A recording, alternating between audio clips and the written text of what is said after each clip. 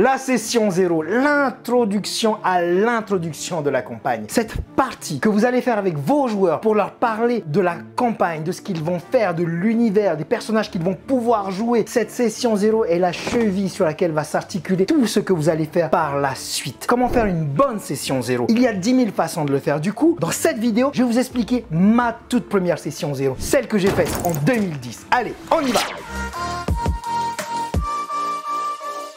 Yo Rana et bienvenue sur les chroniques de Zach Namael. Ma toute première session 0 que j'aurais dû faire avec des copains, je ne l'ai pas fait. Et du coup, je l'ai payé cash. C'était une campagne que j'avais achetée, La Couronne Putréfiée, Carrion Crown en anglais, et le pitch était simple. Les joueurs, les héros étaient réunis pour rendre hommage à un ami à eux, donc ils étaient invités à son enterrement. J'avais appelé mes copains, ils étaient venus s'installer, on avait fait les personnages vite fait, et puis je commence à entrer dans une narration en étant extrêmement lyrique. Il est difficile d'être le roi de la France. En leur décrivant par le menu à quel point ils étaient émus à l'intérieur d'eux. Mais moi j'ai regardé mes copains, émus à rien du tout, ils en avaient rien à cirer. La mort de ce pauvre Petros, ils en avaient rien à faire. Rien à foutre. J'étais un peu déçu parce que j'avais un peu préparé ma partie, mais ça m'avait pas pris. On déroule le premier scénario, le premier livre qui m'a demandé 5 parties. Et puis, j'ai eu cette chance de pouvoir refaire cette campagne avec ma deuxième table.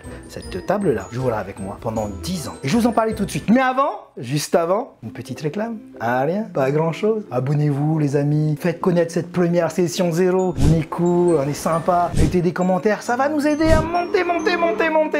Allez, on commence. Comme je le disais, un ami à moi est venu me voir et me dit: écoute, il n'y a que toi et toi seul, qui est capable de faire aimer le jeu de rôle à ma compagne. Parce que j'ai essayé, ça ne marche pas, patati patata. Il m'a brossé dans le sens du poil. Et je dois dire une chose, je suis très sensible à la flatterie. J'adore ça. Alors, quand j'ai reçu tous ces compliments, je me suis dit, bon allez, j'ai déjà acheté ce bouquin de la Couronne Putréfiée. Autant recommencer. Mais qu'est-ce que j'ai fait de mal? Ou en tout cas, qu'est-ce que je n'ai pas fait que j'aurais dû faire? Ok. Je mets les choses dans le contexte.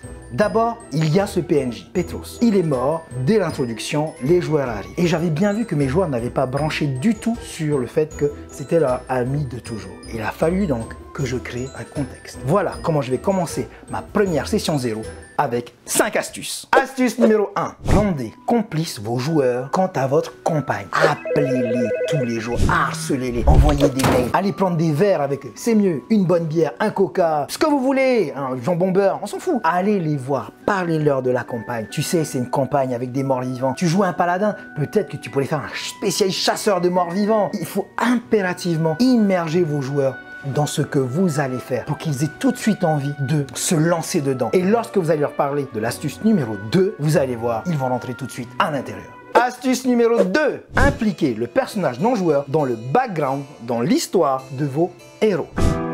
J'ai une histoire.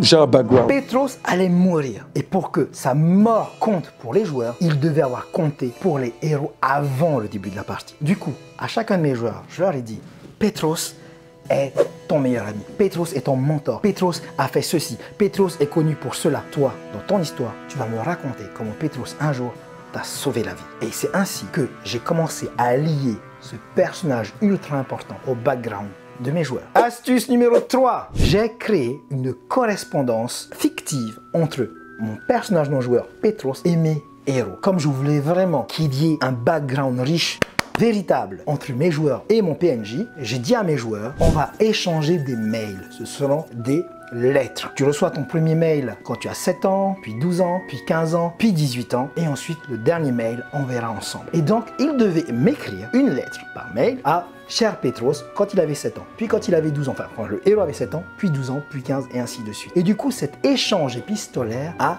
permis d'enrichir ce qui se passait entre mes héros et ce formidable PNJ. Petros. Astuce numéro 4. Ancrer le personnage non joueur dans le réel. Rien de tout ça n'est réel.